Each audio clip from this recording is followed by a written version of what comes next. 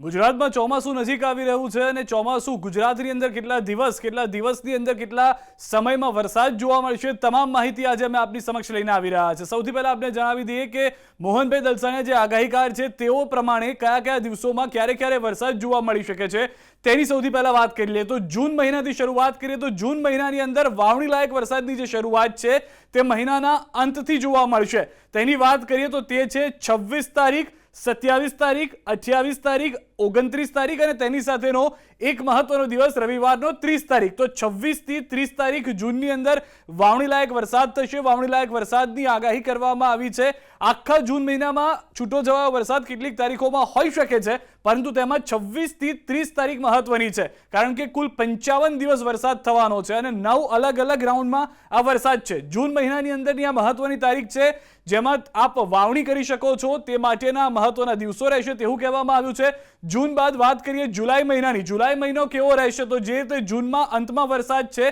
તેવી શરૂઆત જુલાઈની પહેલી તારીખથી જ જોવા મળી રહી છે જેમાં પહેલું આખું અઠવાડિયું આપ જોઈને ચાલો તો પહેલી તારીખ બીજી તારીખ ત્રીજી તારીખ ચોથી તારીખ પાંચમી છઠ્ઠી અને 7 તારીખ સુધી નોન સ્ટોપ 7 દિવસ વરસાદ જોવા મળશે। 1 2 3 4 5 6 અને 7 તારીખ 7 જુલાઈ સુધી વરસાદ છે અને મહત્વની વાત 7મી રવિવારે રથયાત્રા પણ છે। અષાઢી બીજનો દિવસ છે ને અષાઢી બીજના દિવસે પણ વરસાદ જોવા મળી શકે છે। આ કેલેન્ડર પ્રમાણે એક દિવસે ક્યારે ક્યારે વરસાદ હોઈ શકે છે તેને લઈને જાણકારી અમે આપને પહોંચાડી રહ્યા છીએ। જુલાઈની અંદર 7મી તારીખે રથયાત્રાના દિવસે વરસાદ થઈ ગયા બાદ 2 દિવસનો વિરામ હોઈ શકે છે 8 અને 9 જ્યારે વિનાયક ચતુર્થી છે 9 તારીખે ત્યારે પણ વરસાદનો વિરામ હોઈ શકે છે પરંતુ ત્યારબાદ ફરી એક વખત 10 11 12 13 અને 14 નો વધુ એક રાઉન્ડ જોવા મળશે। કુલ 9 રાઉન્ડ છે તેમાં 10 11 12 13 14 નો આ ત્રીજો રાઉન્ડ છે આપ સમજીને ચાલો। પહેલો રાઉન્ડ જૂનમાં મહિનાના અંતમાં આવી રહ્યો છે,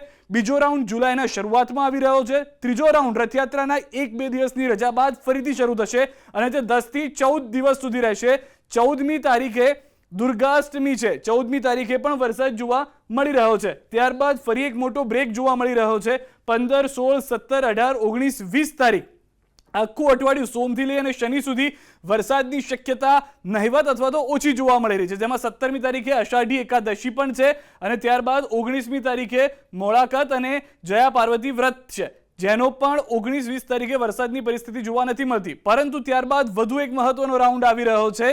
21 તારીખથી 21 તારીખ જુલાઈની 22 તારીખ 23 તારીખ આ વધુ એક રાઉન્ડ હશે કે જ્યારે ગુરુ પૂર્ણિમાના દિવસે અષાઢ વદ 1 અને ત્યારબાદ જયા પાર્વતીનું વ્રતનું જે જાગરણ છે એ દિવસે પણ 23 તારીખે પણ વરસાદ હોઈ શકે છે અને 24 તારીખે શક્યતા ઓછી કે જ્યારે સંકષ્ટ ચતુર્થી છે જ્યારે વરસાદ ઓછો હોઈ શકે છે। ત્યારબાદ આ જૂન બાદ જુલાઈમાં અંત હશે વરસાદ થવાનો જે કહેવામાં આવી રહ્યું છે મોહનભાઈ દલસાણીયા તરફથી તે પ્રમાણે 24 25 26 27 28 29 30 ને 31 આટલા દિવસ વરસાદ ચોમાસાની અંદર વિરામ લઈ શકે છે। જુલાઈ બાદ અન્ય એક મહત્વનો મહિનો કે જ્યારે પણ વરસાદ પોતાનું રૂપ જે છે તે જોવા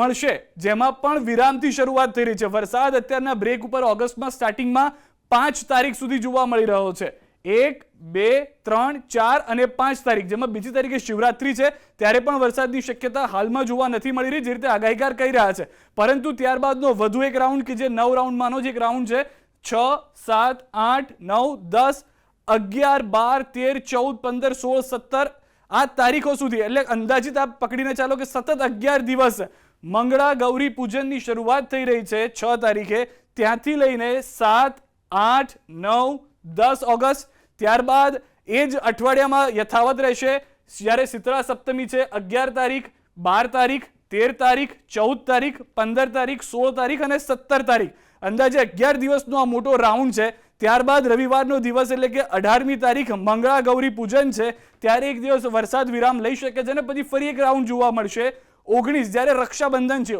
19 ઓગસ્ટે પણ રક્ષાબંધનના દિવસે પણ વરસાદ હશે 19 20 21 આ તારીખની અંદર વધુ એક રાઉન્ડ આવશે કે જ્યારે 18મીએ થોડો મેઘરાજાએ શ્વાસ લીધો હશે બ્રેક લીધો હશે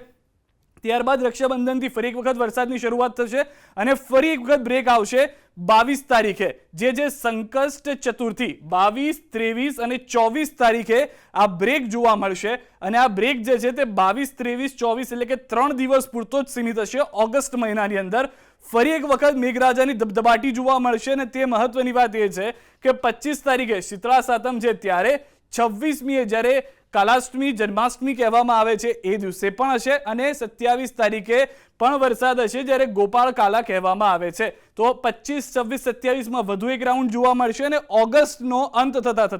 28, 29, 30 અને 31 શનિ પ્રદોષ જે 31મી ઓગસ્ટે છે એ દિવસે વરસાદની શક્યતા નથી. એટલે કે એક રાઉન્ડ ફરી એક વખત વિરામ લેશે 28, 29, 30, 31 ઓગસ્ટે. જૂન, જુલાઈ, ઓગસ્ટ અને હવે મહત્વનો મહિનો એ છે સપ્ટેમ્બર, કારણ કે એ સમયની અંદર નવરાત્રીને લઈને શું છે મહત્વની વાત તે પણ અમે આપને જણાવીશું. આપણે જણાવી દઈએ કે અહીંયા આગળ વિરામ લેતો ઓગસ્ટ મહિનાના જે અંતમાં હતો તે પ્રમાણે સપ્ટેમ્બરની શરૂઆતમાં પણ જોવા મળી રહ્યો છે. 1 તારીખથી લઈ સપ્ટેમ્બરની 5 તારીખ સુધી વરસાદ વિરામ પર છે. સપ્ટેમ્બરની અંદર જે હાલમાં નિષ્ણાંત તરફથી કહેવામાં આવ્યું છે તે પ્રમાણે 6 તારીખ, 7 તારીખ વરસાદ 2 દિવસ જોવા મળશે. જૈન સંવત્સરી જે 7મી તારીખે શનિવારે 6 અને 7 સપ્ટેમ્બરે વરસાદ હશે. ત્યારબાદ ફરી એક વખત મોટો રાઉન્ડ જે આવવાનો છે તે પહેલા એક મોટો ગેપ પણ છે. આખું અઠવાડિયું 8 તારીખ રવિવારથી લઈ 9, 10, 11, 12, 13, 14 આખું અઠવાડિયું જે છે તે વરસાદ વિરામ પર હશે અને પછી ફરી એક વખત